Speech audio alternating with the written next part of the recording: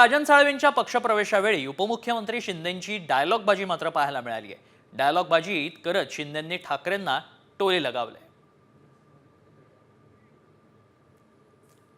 एकनाथ शिंदेंनी आपल्या खास शैलीत डायलॉगबाजी केली आहे आणि साळवींच्या पक्षप्रवेशावेळी याच डायलॉगबाजीनं त्यांनी ठाकरेंवरही निशाणा साधलाय.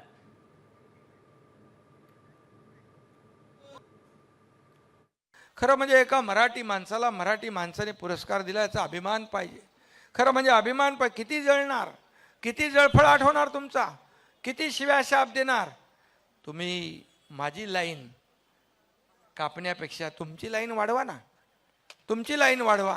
काम करा, लोकांमध्ये जा आणि लोकांमध्ये जा. परंतु घरी बसलेल्या लोकांना लोक स्वीकारत नाहीत, हे विधानसभेच्या निवडणुकीने दाखवून दिले. आणि हा एकनाथ शिंदे ज्या खडा रहता वही से लाईन शुरू हो जाती है आणि ती जनसेवेची लाईन असते. गेला तो कचरा आणि मग राहील तो.